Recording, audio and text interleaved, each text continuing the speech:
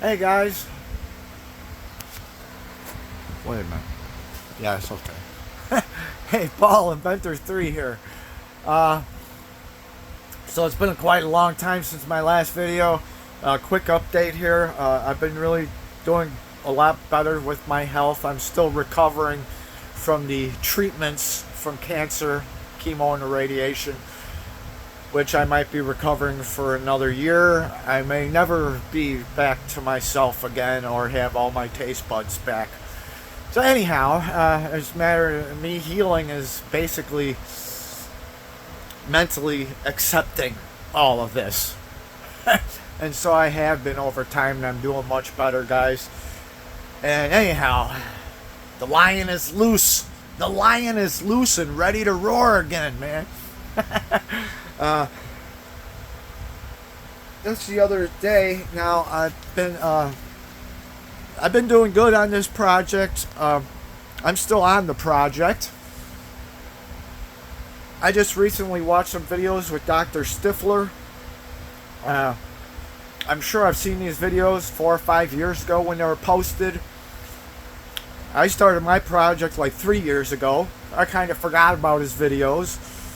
And just like when I started watching Don Smith videos after I started this project, I was like, oh my God, he's doing the same thing. He's on the same track. I'm not crazy.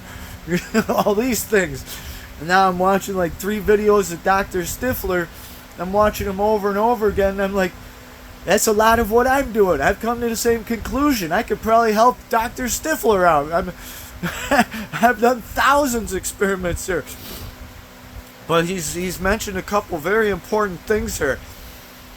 One thing I'm noticing is the loop that I work with, and I've worked with loops, with no loops. I've done thousands of experiments with this project so far.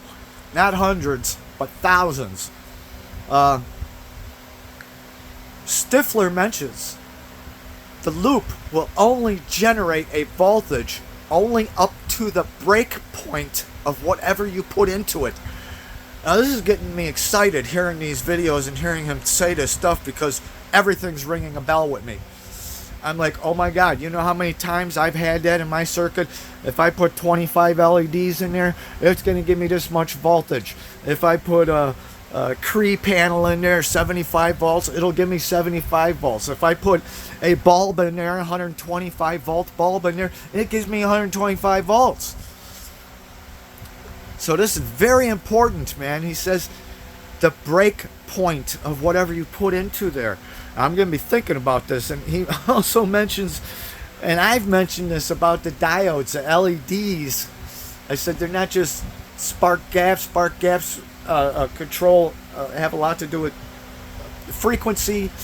An LED is also a one-way valve. It's also a resistor, and it is also a capacitor. And I've told you this, guys, before.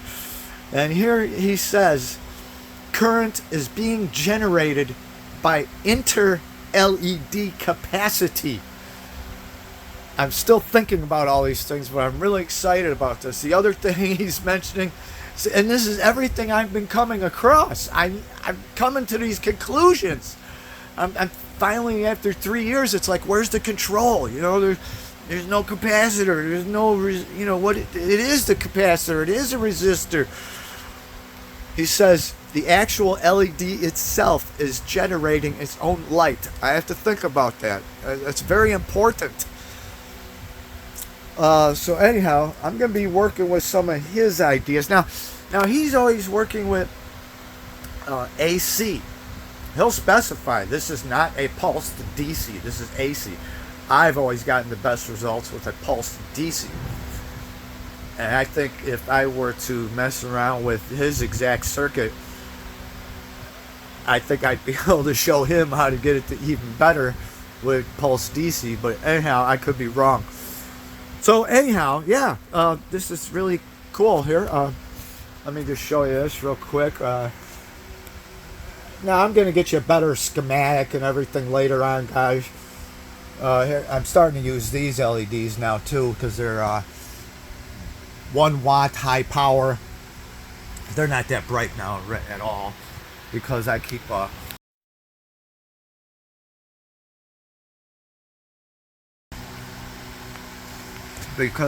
using all these, and I keep blowing the first LED out because I get too much current. I can say, well, use a resistor. Well, I use a resistor in there, and you know, the school textbooks teach you that's a valve for current. You know, Ohm's law teach you that if you lower current, the voltage goes up. You know, they're proportional to each other. They're directly related to each other, right? Power equals current times voltage. But if I put a resistor in here, it cuts down the current, the voltage, power, everything. So I don't like using resistors yet. I have not had luck with them yet. Now here's some LEDs. There's 10 LEDs. They're pretty bright. Well, yeah, I got 25.5 volts. Let's see, right now I've only got 6 volts applied. Let's crank that up to 12, like I normally do.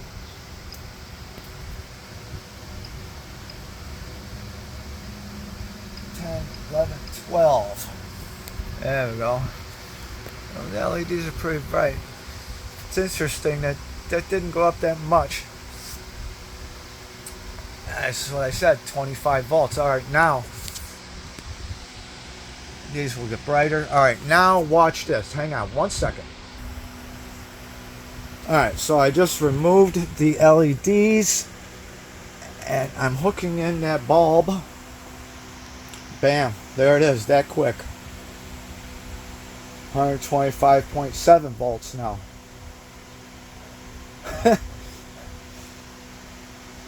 This is very important.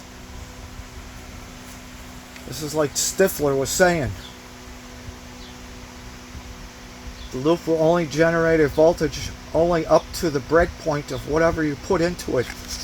I've really got to think about this now. So this is exciting, guys. Again, I haven't had an exciting point in quite a while.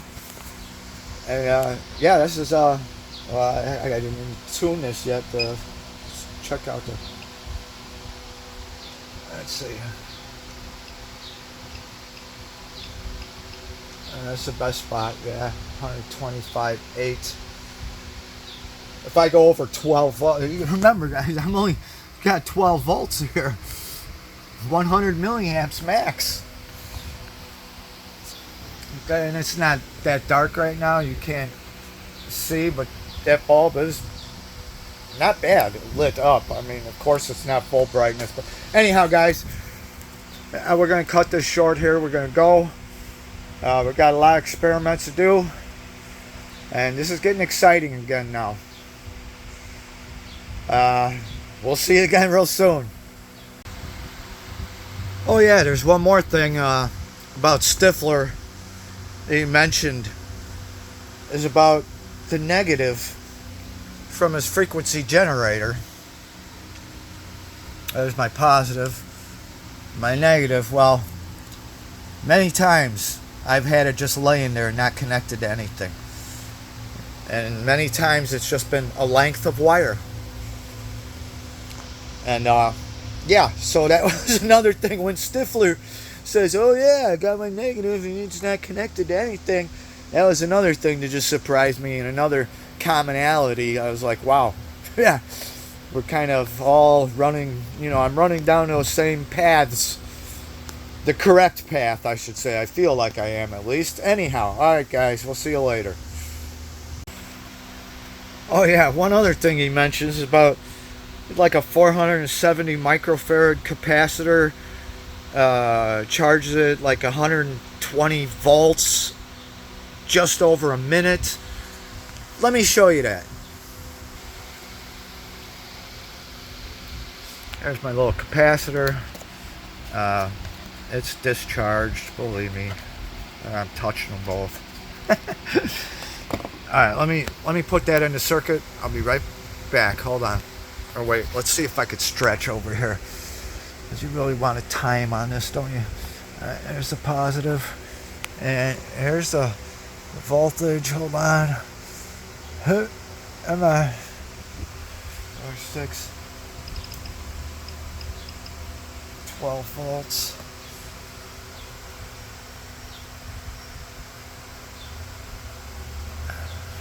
Now the thing is, you also got to tune this.